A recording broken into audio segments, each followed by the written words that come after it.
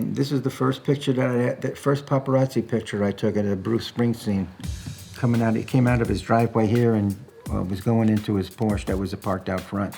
He was divorcing from his wife. Tom Hanks on a movie set. And these here are Julia Roberts sneaking out of her boyfriend's apartment early in the morning. And Star Magazine called me up and gave me the address and said, hurry up and get out there first thing in the morning just in case she leaves.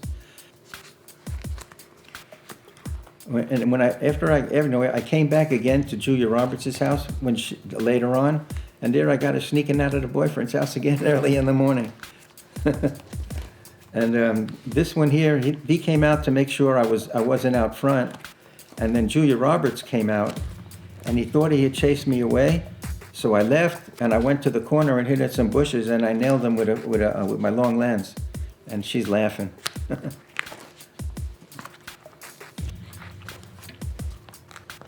You know, I think I was a gentleman paparazzi. I really didn't try to cause any trouble. Sometimes trouble founded me. If you're not aggressive, you're not going to get a picture, and you're not going to get paid.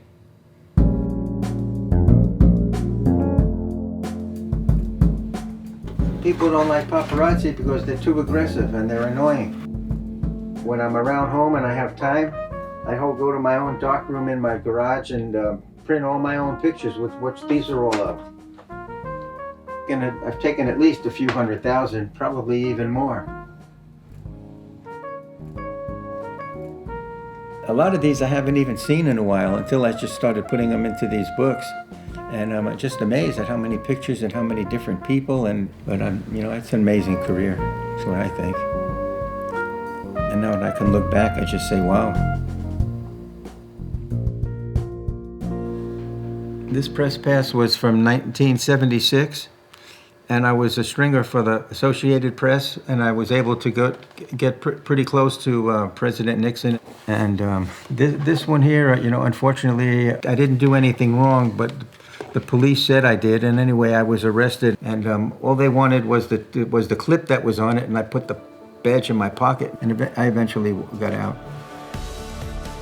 My name is Alan Zanger. I've been a photographer for over 40 years. I started working at a small newspaper in Pasadena and wound up, moving up and working for the United Press International, covered 5 presidents.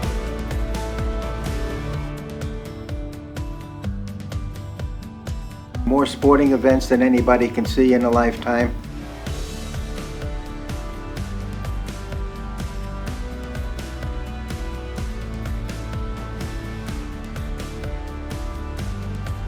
And later on, as I started doing good in sports, I started doing news photography, and I was sent all over the world taking pictures.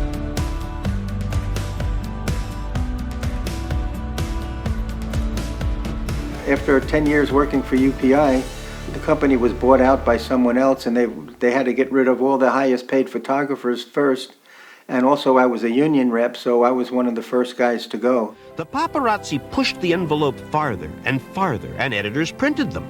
People bought them, and the line of what was decent to print moved farther and farther. And editors discovered privacy is a pretty flexible issue. The movie magazines and the studios started to had professional relationships together. The magazines would sell magazines, tons of money would come from this, and the studios got free publicity for it. Between 1914 and 1916, right before World War I, we had a proliferation of many, many magazines. Now, the Photoplay is the most famous of all these magazines. And Photoplay had correspondents that would go out and interview people at the studios on location, at their homes, at restaurants and nightclubs. But Photoplay was special because they employed some of the best portrait painters to paint the actors in beautiful paintings that would be on the cover of the magazine. Some of these paintings were beautiful colors. So when they were on the newsstand, you could see it across the street and just be drawn like a bead of honey straight to this. I mean, unbelievable. Movie stars were the undisputed kings and queens of American society. Spurred on by studio publicity men, the stars played up to this image of glamour. And nowhere was this self-adulation more evident than at the frequent Hollywood film premieres, when the stars came down from their Beverly Hills mansions to be gazed upon by their adoring fans. In a way, the studio's publicity departments were their own worst enemy, because they are the ones that created the mania that stars started to feel. And it got really bad in the 1930s, and it was still innocent in the 30s. I have pictures taken by people on the street, snapshots of Clark Gable getting out of his car at the studio, shots of Mae West getting out of her car or going into Paramount. They're not wearing makeup, they're wearing their normal clothes and all this. But you know what? These stars were bigger than life. They were iconic. They were different. I hardly know any of this in-your-face kind of photography, which later became the paparazzi trademark, or ambush photography as we call it today. It was very respectful. People would come up, "May I take your picture, Mr. Gable? Would you want to take a picture with me?" And they would. And they were not threatened at this time. And I started taking pictures, and he yells over at me, "Hey, don't you ask for permission?" I says, "Yeah, do you mind if I take your picture?" Then he flips me off and gets in his car and zooms down the road. And then from there on, I just started doing more and more movie stars. La Dolce Vita, in which paparazzi is this name of independent photographers who are not working for any one particular magazine or newspaper. They would sell these pictures at a great amount of money because the more scandalous the picture is, the more money they would get. The image of the journalist has pretty much remained the same. If in a movie, for example, the journalist is a major character, it's usually positive. And if the journalist is way down the credit list and maybe played by somebody you've never seen before, it's usually a pretty negative image. The most negative images of the journalist in popular culture is that of the paparazzi and tabloid journalism, which, as you know, makes up maybe 10% of journalism that's done in the world today. But that's the journalist that the producers of Hollywood love to stick into every film. These packs of journalists, anonymous journalists chasing after your favorite actor with microphones and smartphones and cameras and lights and invading their privacy and acting like a bunch of buffoons. And that's the image that a lot of people have. The paparazzi in real life are doing a job. They only shoot pictures for money. And if the audience isn't interested in celebrities, they wouldn't be shooting pictures of celebrities. They're shooting pictures of people who the public wants to know more about. The public loves gossip.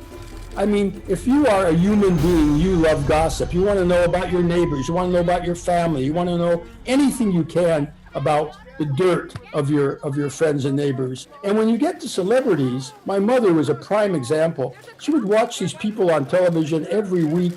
She would watch them in the movies, and they became her personal friends. And I would say, "Mom, you don't know these people." She says, "I know all about them. I read People magazine.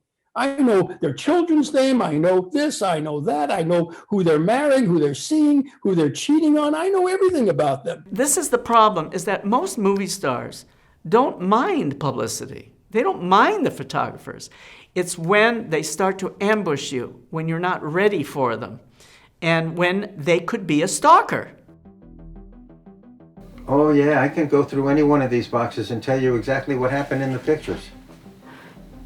Simple. Yeah. This one's Models Inc., Angela Bassett, Christina Applegate and her girlfriend, Nicole Brown and her family, Pam Anderson. This one's Tom Hanks on a movie set, Michelle Pfeiffer on a movie set, Jim Carrey on The Cable Guy. Celebrities, they will never go away. There's always movies to be made, marriages to have, kids to have, divorces. So it's a spiral that never ends.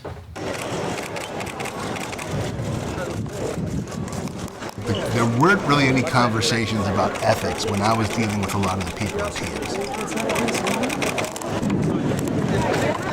A lot of them said, "We're going to get this story no matter what it takes." My name is Kevin Blatt. I'm a celebrity sex tape broker / celebrity fixer here in Los Angeles. The most powerful thing that TMZ has on their front page is the tip line phone number. So now you have an army of amateurs that are holding the most powerful thing that we have in our lives today. This takes better quality video than 90% of broadcast television 5 years ago. And now this is in everybody's pocket. And now that person could sell that footage to TMZ or go call up Splash and license that little clip and make a couple $1,000s. This is Hard Copy for Friday, October 27, 1995. Veteran celebrity photographer Alan Zanger doesn't usually have that bloody cut on his nose. He got that, he says, while trying to videotape the Baldwin family arriving home from the hospital with their new baby girl. Well, as soon as I saw Alec Baldwin and coming up the street, so I turned on my video camera. As soon as he parks the car in his driveway, he doesn't help Kim. He comes right over to me and bangs on the side of my truck, trying to scare me to get the heck out of there. So he runs back into the house and he comes back out again with a little smirk on his face. And the next thing you know, he's shaving cream in my window so I can't see out.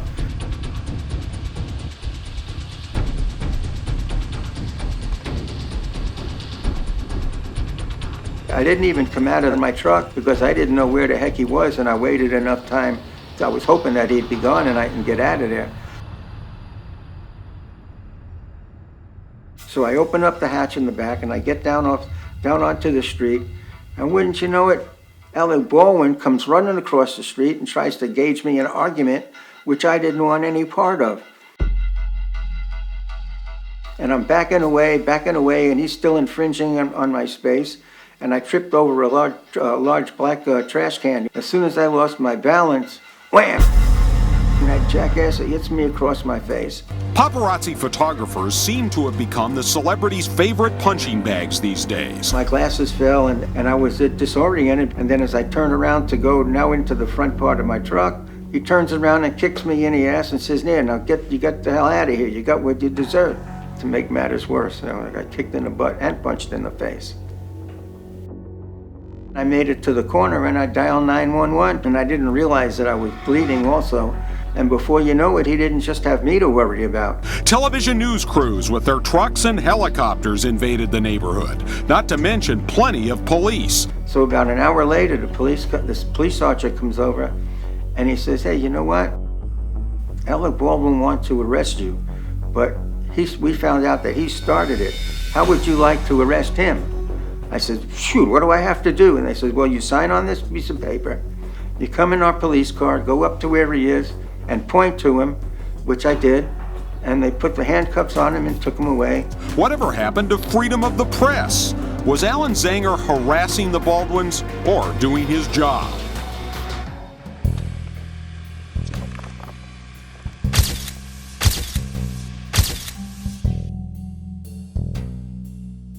I didn't think I was invading his privacy. I was parked across the street in a legal parking space, just doing my job. I had no idea it was going to turn into him punching me in the face.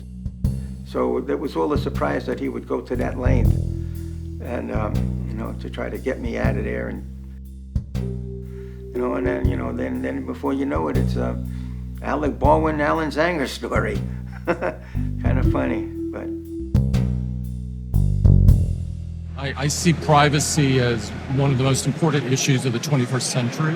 We're at a stage now where more information is available about you online and on your phone than there is in your house.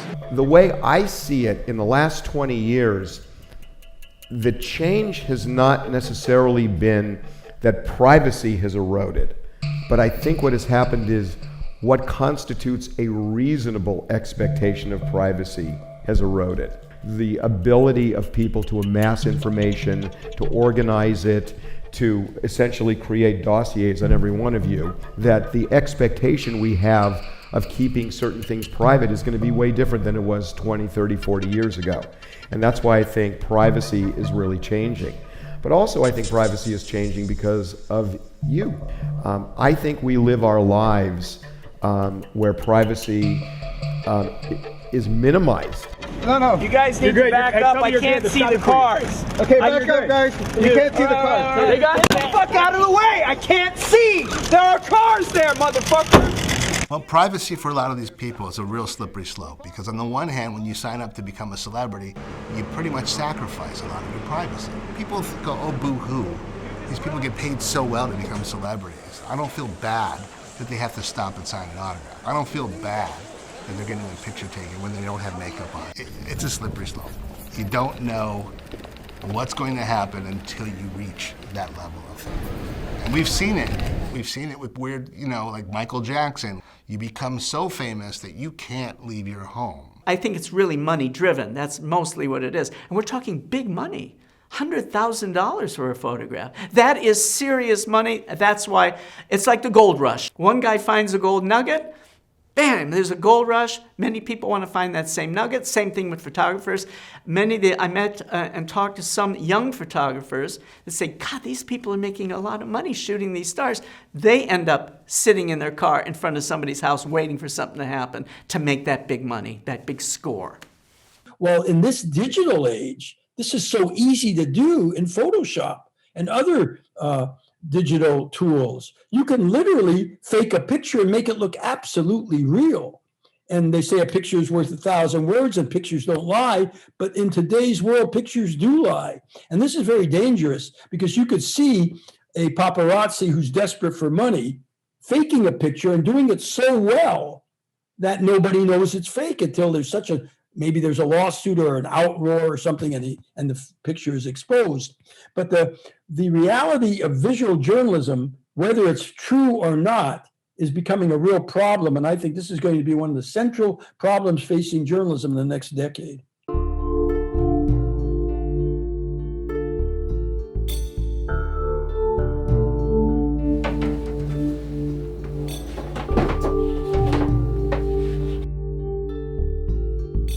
Well, I treat it as a hunter going out for their prey. When I go on an assignment, the celebrities are my prey. Sometimes I don't even know who they are. I just go to where I think they're going to be and try to find them, and usually I do. It's just a knack. Not everybody has that knack.